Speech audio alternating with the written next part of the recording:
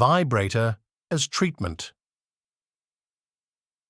The electric vibrator was invented in the late 19th century as a medical instrument for pain relief and the treatment of various ailments, marketed for decades without any sexual connotations, for example, to be used against the skin for wrinkles, the scalp for headaches, or the stomach for indigestion, hysteria, arthritis, constipation, amenorrhea, inflammations, and tumors. Some wounded World War I soldiers received vibrotherapy as treatment at English and French hospitals in Serbia. But the development of the vibrator in the late 19th century was in large part due to the requirements of doctors for an easier way to perform genital massage on women, often to hysterical paroxysm, orgasm, which was historically a treatment for the once common medical diagnosis of female hysteria. Some medieval dating tips: if a medieval singleton was invited to the family home of their potential mate, they would be well to remember the following genuine Middle Ages etiquette. Be sure to wipe your fingers on the tablecloth instead of licking your fingers. Don't eat with a fork. Forks were used to prepare food, but most medieval Europeans thought forks were an odd thing to eat with. Don't eat with a knife either. Many people carried a knife with them on their belt to carve up food before eating. Don't sit too close to the salt cellar. Salt was expensive and associated with prestige, so a good dating tip at a big dinner would be to see who is sat closest to the salt cellar. You can burp, but look at the ceiling as you do so. And remember, you must not urinate at all in the host's premises unless you're staying overnight and it's before bed. Ferrand case. Jacques Ferrand was a Frenchman who was tried and hanged in 1750 for copulation with a jenny, female donkey. The trial took place in the commune of Vanves, and Ferrand was found guilty and sentenced to death by hanging. In cases such as these, it was usual that the animal would also be sentenced to death. But in this case, the she-ass was acquitted. The court decided that the animal was a victim and had not participated of her own free will. The reason of why 300 Spartans do not fear death: melaszomas. Known for their discipline, warrior culture, fearsomeness in battle, and, if the film 300 is to be believed, for killing thousands of Persians while wearing only cloaks, helmets, and leather underpants. The Spartans were a race apart back in the days of ancient Greece. When they weren't butchering their enemies or throwing unworthy infants off cliffs, the Spartans liked to sit down to a dish of melaszomas or black soup. Consisting of boiled pig meat and pig blood, black soup was flavored only with salt and vinegar and was, by all accounts, inedible to anyone who wasn't a Spartan. "I know now why the Spartans do not fear death," was the verdict of one outsider who had the misfortune to try this disgusting-sounding dish. Bribe for not marrying.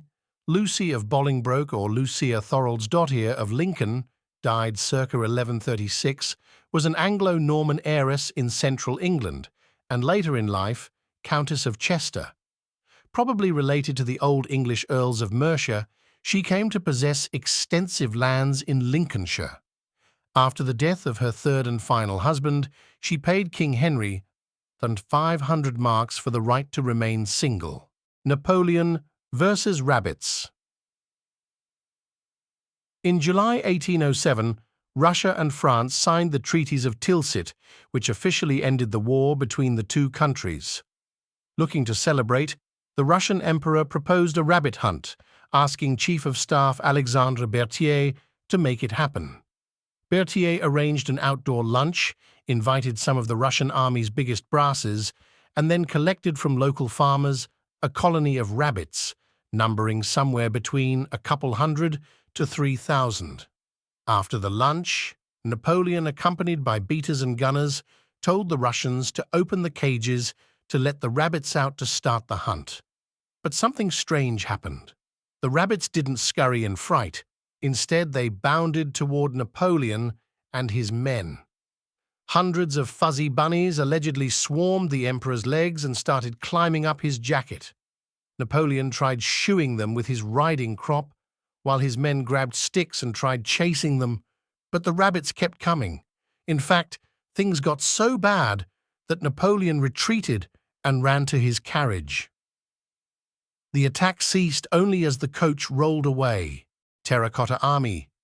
The Terracotta Army is a collection of terracotta sculptures depicting the armies of Qin Shi Huang, the first emperor of China. It is a form of funerary art buried with the emperor in 210-209 BCE with the purpose of protecting him in his afterlife. The figures, dating from approximately the late 200s BCE, were discovered in 1974 by local farmers. The figures vary in height according to their rank, the tallest being the generals. The figures include warriors, chariots, and horses. Estimates from 2007 were that the 3 pits containing the Terracotta Army hold more than 8,000 soldiers, 130 chariots with 520 horses, and 150 cavalry horses, the majority of which remain in situ in the pits near Qin Shi Huang's mausoleum. Other, non-military terracotta figures have been found in other pits, including officials, acrobats, strongmen, and musicians. Draco was 7th century BC Greece's first legislator. Draco was the first man to introduce a written penal code, and he decided that the punishment for pretty much everything was death. You could be executed for just about anything illegal under Draco's new code, from murder right down to stealing a cabbage. Pfeilstorch.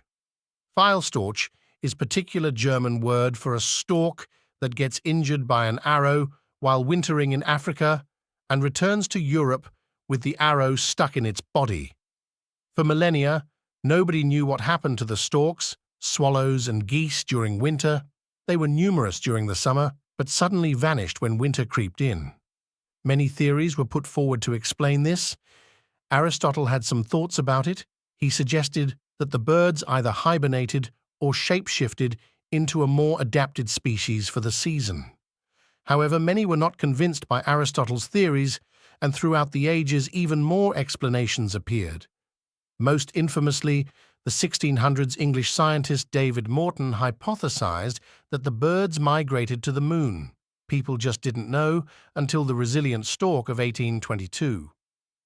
During a warm summer day in 1822, a wealthy German man shot down a stork which was carrying a 75-centimeter spear from Central Africa in its neck, and eventually an age-old mystery was solved. As of 2003, about 25 Pfeilstörche have been documented in Germany. A cockerel in the court. In 1474, a court in Basel, Switzerland, sentenced a cock to be burned at the stake for the crime of laying an egg. The condemned cockerel was roasted alive at the Kohlenberg in a ceremonious occasion that drew a large crowd.